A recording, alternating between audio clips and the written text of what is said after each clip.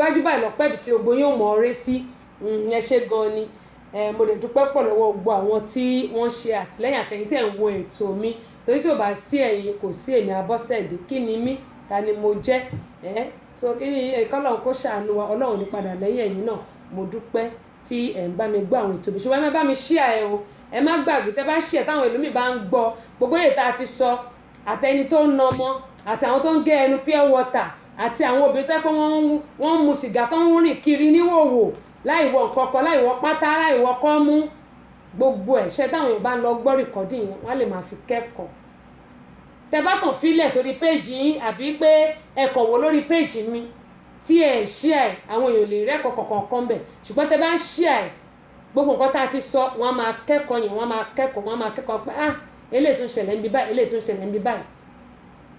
Kẹ́hìnì Àkànkẹ́ láti Ireland wọ́n ní there are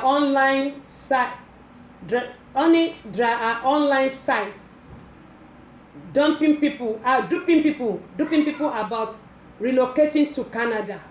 Hey, the site looks genuine after some people have made a first payment in Nigeria wọ́n mi báyìí okay a first payment or full payment kí ló wá ṣẹlẹ̀ jẹ́ nǹkan tán o nǹkan tá a ṣe ń sọ nìyẹn pé tá a bá rí nǹkan ká má jẹ́ kétí wá di sí i okay wọ́n ní ẹ jẹ́ kí n kà dáadáa mbà wọ́n ní there are online sites duping people about relocating to Canada. The site looks genuine after some people have made a first payment or full payment they stop picking their calls or replying their emails or corresponds. Gẹ́gẹ́ mo yín sọ lẹ́ẹ̀kan yín pé mo sọ lẹ́ẹ̀kan mo ní ṣẹ́rẹ́ àwọn èèyàn wa a máa ṣe àṣìṣe kan tá a pè ní mistake kò sẹ́ni tí ò lè ṣàṣìṣe o ẹ má ṣì mí gbọ́ o ṣùgbọ́n ìgbà míì wà tó yẹ pé a máa ní a fẹ́ travel mo máa sọ kíní kan pé bá ti wáyé páàrí láàárí ẹni tó lọ́nba ló máa travel one way or the other it will definitely happen ó lè má jẹ́ in 2 years to come ó lè má jẹ́ in 1 year to come ṣùgbọ́n we have to keep on trying Ọlọ́run ò kọ gbígbìyànjú Ọlọ́run ò sọ pé kí n má gbìyànjú ni nǹkan tí mò ń sọ kò kọ gbígbìyànjú yẹn ni pé a láti máa gbìyànjú tá a bá ti tẹpá mọ́ṣẹ́ tá à ń gbàdúrà gbogbo nǹkan tá a bá fẹ́ ó máa lọ déédéé ṣùgbọ́n ká má máa kánjú tó lú ọ̀rọ̀ Canada lottery ò sí àwọn scammer wọ́n ti pọ̀ jù ẹwà wọn tí mo sọ pé wọ́n gba 120,000 lọ́wọ́ ẹ̀ nínú wọ́n ní kó sọ 300,000 ọkọ máa sọ 300,000 ìyàwó á sọ 300,000 wọ́n dẹ̀ máa mọ́ wọn méjì dání 120,000 náà rí sánlẹ̀ di bí mo ṣe sọ fún yìí wọn ò rí àwọn ènìyàn mọ́ o ṣé wọn àtàn bá 120,000 ṣé wọn ò ti lọ fi ṣara rí dín bóyá ìjọ yẹn náà máa ṣe pẹpẹ súpù náà máa ṣe catfish ìjọ yẹn náà máa ṣe bọ̀kọ̀tọ̀ ìjọ yẹn náà máa gúnyán tó máa jẹ nínú owó olówó oògùn ẹni yẹn gbogbo wàhálà kókò jọ̀njọ̀n bí ẹni ò bá tiẹ̀ ṣe pé tí ò fẹ́nu ẹ̀ sọ̀rọ̀ ẹlẹ́dàá ẹ̀ ń kọ́ àwa náà wọ́n ní shine your face ìyẹn ní pé ká ran ojú wa báyìí káyé wà nǹkan tí ò sọnù kiri mo máa ń sọ kínní kan ẹlòmíì nílùú Nàìjíríà yẹn Lizzy sọ̀rọ̀ kan tó yẹ pé mo fẹ́ wò bóyá màá lè play ọ̀rọ̀ yẹn ni o ṣé máa lè play ẹ̀ṣá ẹjẹ́ ń wò ná Lizzy Anjorin ni o ó sọ̀rọ̀ kan tó yẹ pé ọ̀rọ̀ yẹn dẹ̀ in fact mo wu ọ̀rọ̀ yẹn mo tún rò dáadáa pé mo like nǹkan tí Lizzy sọ yìí mo ti ní màá gbé sórí péjì mi ìyẹn àwọn ọkùnrin tó máa ń fi ìyàwó wọn wé ẹlòmíì àtàwọn obìnrin tó máa ń fi ọkọ wọn wé ẹlòmíì ṣé rí bí o bá ṣe wà tí a bá tẹpá mọ́ṣẹ́ ọwọ́ wa tá bá wá ń gbàdúrà mo mọ̀ pé Ọlọ́run máa dá wa lóhùn a lot of people ni ó wà nílùú Nàìjíríà mẹ́tọ́ pé tó bá ní 100,000 ọmọ bó ṣe lè di 500,000 tó bá ń tajà díẹ̀díẹ̀ ṣùgbọ́n lómi torí pé ó fẹ́ travel á lọ jẹ gbèsè traveling wà ní bọ́sí mọ́ gbọ́n nǹkan tó fi ń gbá wọn nílùú Nàìjíríà ní ìsìn ní pé Canada visa lottery wà ibo ni máa yẹn wá fẹ́ gbà 120,000 piam ẹ wo 120,000 10 20 30 40 50 60 70 80 90 100 110 120 120,000 tí kò ṣọmọdé owó torí pọ́n fẹ́ lọ lóyìnbó wọ́n dẹ̀ fẹ́ gba 300,000 lọ́wọ́ ẹnì kọ̀ọ̀kan jẹ́ pé scammer ni wọ́n. Ibo là ń lọ lórílẹ̀‐èdè Nàìjíríà òun lèmi ṣe ń sọ pé kò sí visa lottery, Canada visa lottery ò sí, America visa lottery ó ti yẹn ti cancel tipẹ́tipẹ́, ó ti cancel tipẹ́tipẹ́. àwọn ọmọ Nàìjíríà dẹ̀ ti bà America jẹ́ ṣùgbọ́n àwa máa sọ tiwa. wọ́n ní tó bá ṣeré wàá bá ń bẹ̀ tó bá yá, bó o dẹ̀ ṣeré náà wàá bá ń bẹ̀ tó bá yá. Àjàdí Táíwò adúpẹ́ pọ̀ lọ́wọ́ yín, Blessing Babson adúpẹ́ lọ́wọ́ yín, Ofasat Adams wọn ló lágbára bẹ́ẹ̀ ni ìyá mi. Alájà Kudrat Àmọ̀kẹ́ adúpẹ́ pọ̀ lọ́wọ́ yín o. wọ́n ní phone contact, wọ́n tún ní online website. ó dá ẹ̀yìn ẹjẹ́ sọ báyìí Àkànkẹ́ àǹtí mi Kẹ́hìndé, bí ìbá ṣe pé àwa náà à nífẹ̀ẹ́ ara wa kí àwọn káàkiri every time ni mo máa ń sọ lórí ètò ipe ẹ máa bá a ṣí àwọn nǹkan tá à ń sọ yìí, ẹ máa bá mi ṣí àwọn prógrámù yìí kí àwọn èèyàn wa lè máa gbọ́ kó lè máa wò ó, kó má jẹ́ pé ànìkan la máa dá gbọ́. kò sí Canada visa lottery, wọ́n ní website wọ́n jẹ́ new. ṣé àmọ́ yìí pé wọ́n máa náwó sórí website yìí, wọ́n máa ṣe everything nítorí pé wọ́n fẹ́ káwọn èèyàn kó sínú akóló wọn ni. ṣùgbọ́n ẹni tó bá smart tó bá ń gbọ́ àwọn ètò táwọn èèyàn ń ṣe, mo mọ̀ pé gbogbo ọ̀pọ̀lọpọ̀ èèyàn ló pera ń pírẹsẹ̀ntà ní sí tí wọ́n dẹ̀ kì í ṣe pírẹsẹ̀ntà, gbogbo ẹni sọ̀rọ̀sọ̀rọ̀ ṣùgbọ́n pèdèpèdè ó mọ̀ pé nǹkan báyìí ló ń gbọ́dọ̀ ṣe, nǹkan báyìí ló ń gbọ́dọ̀ ṣe. gbogbo àtàwà lágbàáyé là ń sọ̀rọ̀ ṣùgbọ́n àwọn pèdèpèdè wọ́n dá dúró, ó dẹ̀ ní nǹkan tó back wa up, ó dẹ̀ ní nǹkan tá a gbọ́dọ̀ ṣe, ó ní policy, ó ní everything. ṣé ẹ rí àwọn tẹ́ ẹ sọ pé wọ́n ní website, kí ni àwọn èèyàn wá káàkiri, kí ló bọ́ sọnù lọ́wọ́ wọn? a ti ń pariwo látijọ́ pé kò sí Canada visa lottery. mo tún ṣe ìrítẹ́nì kan ṣe sẹ́nẹ̀ sórí WhatsApp ipe Canada visa lottery, ẹni yẹn ok èèyàn kan ló ń fẹ́ jẹ́ ọ̀rẹ́ mi lórí Facebook ló wá kọ́ pé Canada visa lottery òun máa bá wọn wáṣẹ́. fúnra mi ni mo kọ́ pé ẹni mo sọ pé o lè níyí, mo ní you want to do people, mo dẹ̀ text ẹ̀ mo dẹ̀ block ẹ̀ dànù lẹ́yìn tí mo text ẹ̀ tán pé you want to do people, o lè 419 410 bí mo ṣe kọ́ nìyẹn, mo á block ẹ̀. ó dẹ̀ lóun fẹ́ jẹ́ ọ̀rẹ́ mi, wọ́n lọ sọ pé Canada visa lottery free ni, iṣẹ́ wà, gbogbo ẹ̀ wà. Why are we lying? Why are we deceiving people? Why? nígbà tẹ́ pé àwa gan àfóòtọ́ ọ̀rọ̀ wàá sọ fẹ́ lómi pé Amẹ́ríkà ò yí sí, àti fún ẹ pé a máa yín mú sí ẹ, kò yí sí náà ni, kò yí sí ló wà níbẹ̀, kò yí sí ni gbogbo ẹ̀ ń dán fún ẹ báyìí. wọn ò mọ nǹkan tó o ṣe, wọn ò mọ bó ṣe ṣe, wọn ò mọ ìrìn tó rìn, wọn ò mọ̀nà tó gbé gbà, wọn ò mọ ìyà tó jẹ́. wọ́n máa pariwo pé ṣé Amẹ́ríkà ò gbé òun ló ń dán yẹn. ṣé àmọ́ yàtẹ́ni yẹn jẹ ṣé yìí lè gbàdúrà kẹ́yìn jẹrú ẹ̀. a tún ní nígbà tó mọ̀ pé kò ibẹ̀ ò dá kò ṣe padà wálé. tó bá padà wálé kí ló fẹ́ ṣe? iṣẹ́ wo ló fẹ́ ṣe látọdún tó ti kú òǹlé? a kì í máa ní àròjinlẹ̀ ńgbà míì, a kì í máa ní àròjinlẹ̀. Balógun Abọ́sẹ̀dé Karimot adúpẹ́ lọ́wọ́ yín o.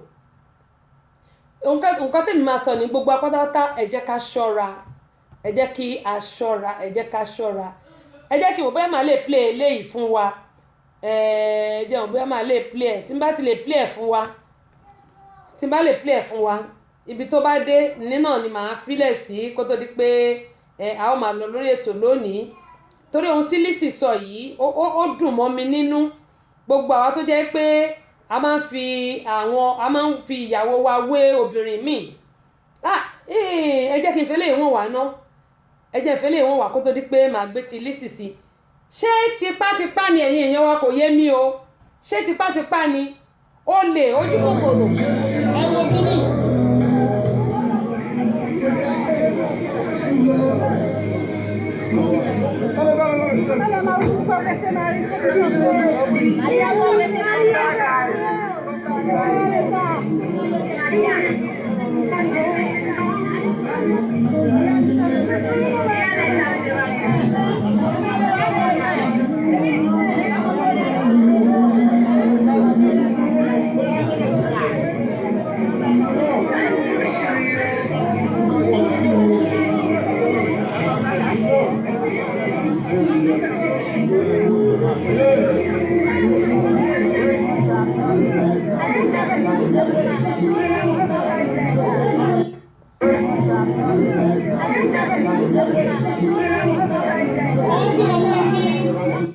ohun tí mo fẹ́ kí gbogbo á rí òun ni bàbá arúgbó yìí ohun tí mo fẹ́ kí gbogbo á rí nìyẹn o ẹ wo bàbá arúgbó yìí.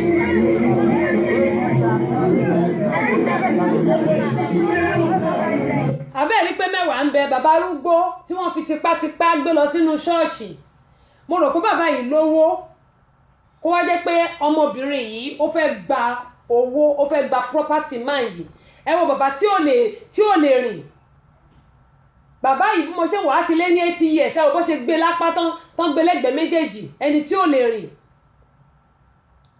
tó wá gbé pé kó lọ ṣe wedding tipátipá ṣe rí àwọn obìnrin gbà mí olójú kòkòrò ni wá Ọlọ́run dáríjì mi olójú kòkòrò wọ́n dẹ̀ gbé ní tipátipá lọ sí ṣọ́ọ̀ṣì kó lọ ṣèyàwó. Take the clothes to them in their house. ọ̀rọ̀ lísì So we lélẹ̀ left around 10 tí mo fẹ́ kí p.m. gbogbo wa gbọ́. and returned home around to 5 a.m. On our way back, the boy was like, "Please, is this what you do for a living? Upon all your shop, upon all your this or that. You know, if I'm married, I can't do that." What I'm telling you guys is, things that I put together to be Lizzie Anjorin, do not expect your wife to put it together. Exactly. She's married. Some of you, because you give your wife some money, owó tí mo fẹ́ o ti jẹ gbárùn. You guys should take it easy now. Imagine if you are being paid 30,000 naira in a month. Okay, let me say, okay, maybe you have a contract, you earn 100 million. That 100 million, you feed your wife, feed your children, feed this, feed that. If you don't work more on that 100 million, of course the 100 million will finish. Bẹ́ẹ̀ni. So stop telling your wife you failed, you do this. Look at Lagbaja, don't compare me with your wife. Exactly. At times, I'll be alone. Nobody to console, nobody to talk to. Even during rainy season or whatever, I sleep alone. I walk alone. At times, even if your wife, if she doesn't feel like having, you will force her to. That's why she's your wife. Because Odaloko 600,000 naira or 1 million naira does not mean you should not help her. Does not mean you should not buy her good clothes. It does not mean she should be the one to pay school fees. She should be the one to pay house rent. She should be the one to pay NEPA bills. It does not matter. If you give your wife owo to go and start a business, it's for you, not for your wife. Because you want to engage her, you want her to be busy. Because you're busy. Ọmọ àná sọ̀rọ̀ Lágbájá, wọ́n á ṣímọ lórí. Ọmọ àná sọ̀rọ̀ ọ̀rọ̀ Tẹ̀mẹ̀dò. Ọmọ àṣímọ lórí. I don't think you guys are here.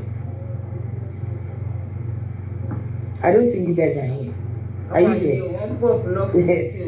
So, for you to open a shop for your wife is a plus to you, not the woman. Iṣẹ́ obìnrin ni pé kó tún lè ṣe, kó dẹ̀ ṣe dáadáa. Nínú ọdún nísìnyí, look at what I'm putting on. Some of you can afford it, but instead of you to buy it for your wife, you prefer to use the money to buy things for outsider. So that Malenia, Babarere, Babake, Babalaye. Don't forget one day you can go broke. Bẹ́ẹ̀ni. And the next person you talk to is your wife. I can interrupt me, Joe. So the next person you will turn to is your wife and your children. Bẹ́ẹ̀ni. And that is why you must take good care of them. Àsìkò ti lọ lónìí. If you like, cut your head and give it to Warata. Àbí. If you are broke, àwọn gbọ́dọ̀ kọ́kọ́ máa sọ̀rọ̀ láìda. Wọ́n máa ní orí.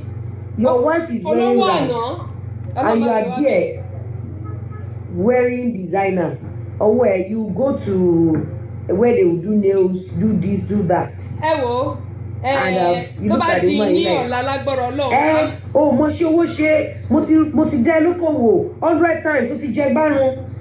Daddy, abeg gangan lẹ ní luck means your luck is not working for your wife.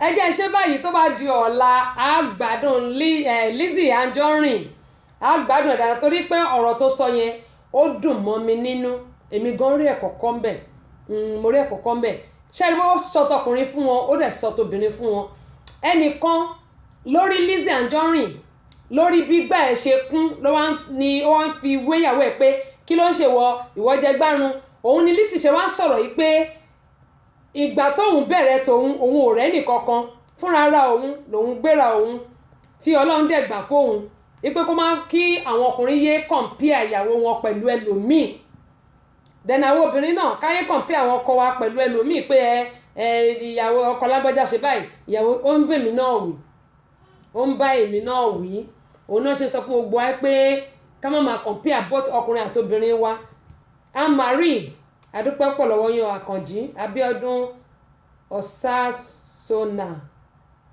adúpẹ́ pọ̀ lọ́wọ́ yín ẹ bá mi share àwọn fídíò wa ìyẹn program yìí ẹ share kí àwọn èèyàn kan lè kẹ́kọ̀ọ́ gbogbo nǹkan tá a ti sọ kọjá sẹ́yìn káwọn èèyàn lè kẹ́kọ̀ọ́ lórí ẹ̀ kẹ́mọ̀ yín sọ pé ẹ wò ọ̀la ó máa bẹ́ẹ̀ gan ẹ má gbàgbé àwọn nǹkan tá a ti rí nílùú Nàìjíríà ọ̀rọ̀ ṣùnùkùn tọ́lá nìyẹn àti ohun tó ṣẹ̀ ṣẹlẹ̀ ní kòpẹ́kòpẹ́ yìí dáwọ́ ló tẹ̀ ṣẹlẹ̀ náà ṣé Monday kọ́ ní àbí Sunday no Sunday kọ́ ọjọ́ mo ṣáà ti kọ ọjọ́ yẹn sílẹ̀ ó ṣẹ̀ ṣẹlẹ̀ ní ìyẹn ṣáà ti jẹ́ ká pàdé ní aago 5 ìrọ̀lẹ́ ìyẹn ti Nàìjíríà tó jẹ́ aago 12 lọ́dọ̀ tí wá ń bí nílùú Amẹ́ríkà bí tó bá ti di ní ọ̀la ẹ wò ó ilé ayé yìí ó pẹ́ gbàgbé ìjẹ ohun tó kọjú sẹ́nìkan ẹ̀yìn ló kọ sẹ́lòmíràn ìlú gángan náà ni ọ̀rọ̀ ilé ayé gẹ́gẹ́ mo máa ń sọ pé ẹ jẹ́ ká máa ṣe ohun tó tọ́ ká máa ṣe dáadáa gbogbo wa pátápátá ẹ má jẹ́ ká bà ìlú òyìnbó tá a wà jẹ́ àwọn ọmọ Nàìjíríà ẹ má jẹ́ ká bà ìlú òyìnbó jẹ́ àwọn tó dẹ̀ ń ṣe oògùn oríṣiríṣi ìlú Nàìjíríà tó pé wọ́n gé ẹnu pure water wọ́n lọ fi ń ṣoògùn ẹ̀wòrú ìyàtọ̀ mú yẹn á fẹ́ lọ pa á fẹ́ lọ yẹn pa. Ètò Tẹ́sí Show àwọn ọmọdé ò lè máa gbọ́. Àwa ọ̀dọ́ náà ò lè fi ṣeré. Yèyé Agbáṣàga ọba obìnrin olùṣètò a máa ń gbádùn ẹ̀ gan. Tẹ́sí Show ìyálòde amúlùúdùn àwa àgbàlagbà gan-an ààyò ètò rẹ̀ là wá. Tẹ́sí Show ambassador rédíò amúlùúdùn rìnsólẹ̀.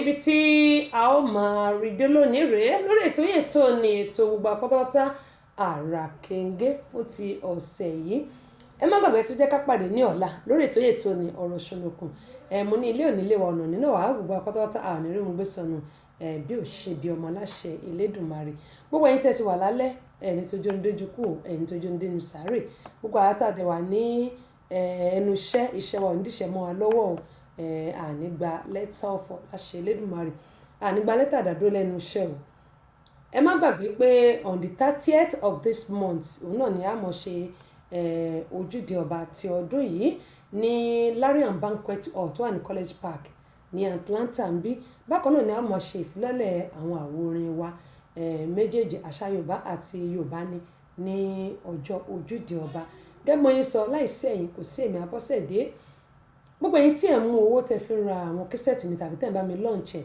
mo ní àmùdùnú gbogbo yín ò ní gbẹ o gbogbo ohun tí ẹ béèrè lọ́wọ́ Ọlọ́run ọba lára mi yóò bá mi ṣe fún yín gbogbo nǹkan tẹ́ ẹ fẹ́ Ọlọ́run ní gbé bá yín o kó rí bẹ́ẹ̀ fèmí náà ọ̀nà gbogbo wa yóò là sówó yóò là sọmọ yóò là sálàáfíà kó bá lè rọrùn ire gbogbo yóò máa yálé ẹnì kọ̀ọ̀kan wa ibi yóò jìnnà sí wa gbogbo ẹ̀yin olólùfẹ́ mi tẹ́ wà lórí ìkànnì yìí ọwọ́ ìbàjẹ́ kò ní kàn yín kò ní kàn yín mi náà ìbànújẹ́ kéré ó tóbi ni kò ní yàlẹ́ ẹ̀dẹ̀ yín kò ní yàlẹ́ ẹ̀dẹ̀ mi náà o àdúpẹ́ pọ̀ lọ́wọ́ yín Abọ́sẹ̀dé yín náà rèé kún yín Abọ́sẹ̀dé yín náà rèé kò tí ì mọ́ra kò yín Abọ́sẹ̀dé yín náà rèé ọmọ bàbá ọlọ́pàá Tẹ́sí Show ìyálòdì amúlùdùn àti ambassador amúlùdùn náà ló sọ pé ire owó ire ọmọ àlàáfíà kò bá lè rọ̀ kó máa jẹ́ ti ẹnì kọ̀ọ̀kan wa títí wá di ọ̀la ó dàbọ̀. wọ́n ti ń kọ́ ní láṣà tiwa àṣà Yorùbá táwọn kan ti gbé pati síbì kan Lábọ́sẹ̀dé ọmọ bàbá ọlọ́pàá gbé lárugẹ gbogbo ọmọ Yorùbá pátápátá kárí àgbáyé Tẹ́síṣọ́ rédíò and TV ní kẹjá máa gbọ́ ẹ má ṣe jẹ́ káṣà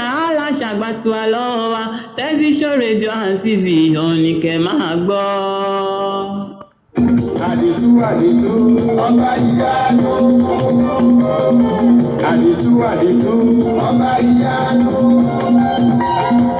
Àdìtú níṣẹ́ Elédùà ọba mímọ́. Àdìtú níṣẹ́ Elédùà ọba ìyanu. Àdìtú níṣẹ́ Elédùà gbogbo ṣùgbọ́n fọlọ́run.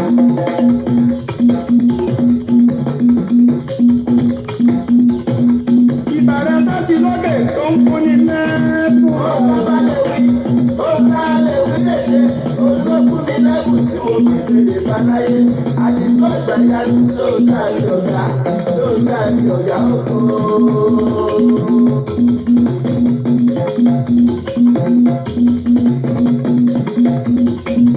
Ìbàrẹ̀ sátì lókè tó ń fúnni lẹ́bùn. Ọ̀gá bá lè wí, ọ̀gá lè wí lè ṣe. Olúwa fún mi lẹ́bùn tí mo fi tèlè báláyé. Àdìtú àgbàyanu sóòtà ní ọ̀gá, sóòtà ní ọ̀gá oko. Àdìtú àgbàyanu sóòtà ní ọ̀gá, sóòtà ní ọ̀gá oko. Àdìtú àgbàyanu sóòtà ní ọ̀gá. Àdìtú àgbàyanu sóòtà ní ọ̀gá, sóòtà ní ọ̀gá oko. Dókítà báyọ̀ fún mẹ́bọ̀ ló ti ṣe díẹ̀. Àti bẹ́ẹ̀ ni ẹ̀ tí mo ti ṣe lọ́sí àmì. Látọ̀dọ̀ nínú pẹ̀lú bàbá lọ́rọ̀ ni. Àtàdẹ́rù gbọ́dọ̀ lájọ ń ṣe jẹ́sà o. Mo bá wọn ṣẹ̀fẹ̀ nínú ilé tíátà o. Àwúyọ̀ gbẹ́yìn mo tún ṣe àbíyè gan. Tíátà Yorùbá mo ti yẹ olóka. Dókítà báyọ̀ fún mẹ́bọ̀ ló ti ṣe díẹ̀. Àti bẹ́ẹ̀ ni ẹ̀ tí mo ti ṣe lọ́sí àmì. Látọ̀dọ̀ nínú pẹ̀lú bàbá lọ́rọ̀ ni. Àtàdẹ́rù gbọ́dọ̀ lájọ ń ṣe jẹ́sà o. Mo bá wọn ṣẹ̀fẹ̀ nínú ilé tíátà o. Àwúyọ̀ gbẹ́yìn mo tún ṣe àbíyè gan. Tíátà Yorùbá mo ti yẹ olóka. Tíátà Yorùbá mo ti yẹ olóka. Tíátà Yorùbá mo ti yẹ olóka. Àìmáyé ètò lórí rédíò. Ẹlẹ́gbẹ́ mo ti yẹ ọ̀gbẹ́yìn o. Ọba kìkì alágbó ẹ̀mú ẹ̀mú. Èyí gàdé tó ara ẹ̀rọ ni. Àbúrò àbúrò tuntun tẹ̀lé. Lábẹ́rù ní báyọ̀ mú lè yí ẹ̀ máa ga. Èmi tó pẹ́ lè lórí ẹ̀jú dàlẹ́. Ẹni tó